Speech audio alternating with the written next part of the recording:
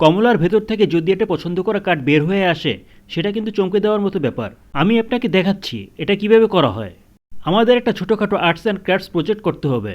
আমাদের যা যা লাগবে: একটা তাসের প্যাকেট, সেই তাসের একটা ডুপ্লিকেট কার্ড, একটা কলম বা পেন্সিল, কিছু গ্লু, ডাবল সাইডেড টেপ, একটা ছুরি, আর অবশ্যই একটা কমলা। প্রথমে কমলার ডাটার অংশটা কেটে বের করে নিতে হবে।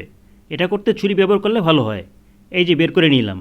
এখন যেখানে ডাটা ছিল সেখানটায় ছুরি দিয়ে একটা ছোটো গর্ত করতে হবে। এরপর কলম বা পেন্সিল দিয়ে ওই গর্তটায় ভালোভাবে ঢুকিয়ে দিন, যতদূর সম্ভব গভীরে নিয়ে যান। এবার আপনার ডুপ্লিকেট কার্ডটা নিন আর যতটা সম্ভব শক্ত করে গুটিয়ে ফেলুন।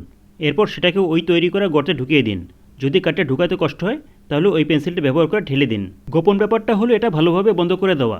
তাই এখন গ্লু নিন। আমি সুপারগুলো ব্যবহার করছি। ওই কাটা অংশটা গ্লু দিন। তারপর আগের মতো করে ডাটার অংশটা বসিয়ে দিন। এখন আপনার কমলাটা প্রস্তুত। এবার তাসের প্যাকেট নিন এবং ডুপ্লিকেট কার্ডটা খুঁজে বের করুন। আমি কিংস অফ স্পেস ব্যবহার করছি। ওই কার্ডের পেছনে ডাবল সাইডেড টেপ লাগান এবং এটাকে প্যাকেটের একেবারে নিচে রেখে দিন। ট্রিকটা দেখাতে গিয়ে বলবেন একজন দর্শক একটা কার্ড বেছে নেবে। আপনি এখানে একটা টেকনিক ব্যবহার করবেন যেটাকে বলে ফোর্স। এটা করতে হিন্দু সাফল ব্যবহার করুন, মানে আপনি তাসের উপর থেকে একটার পর একটা কার্ড তুলে নিচ্ছেন। যখন দর্শক যেখানে স্টপ বলবে তখন আপনি সেই অংশে নিচের কার্ডটা দেখাবেন, যেটা আগেই আপনি ঠিক করে রেখেছেন। আমার ক্ষেত্রে কিং অফ স্পেস। এইভাবে ওই কার্ডটা দর্শকের মনে গেঁথে যাবে। এরপর ওই কার্ডটা প্যাকেটের উপর রেখে দিন যেন সেটা মাঝখানে চাপা পড়ে যায়। এতে কেউ তাসগুলো আবার দেখলেও ওই কার্ডটা আর খুঁজে পাবে না। এখন সবচেয়ে চমকপ্রদ অংশ। আপনি আশপাশে যে কোনো একটা ফলের দিকে ইশারা করুন।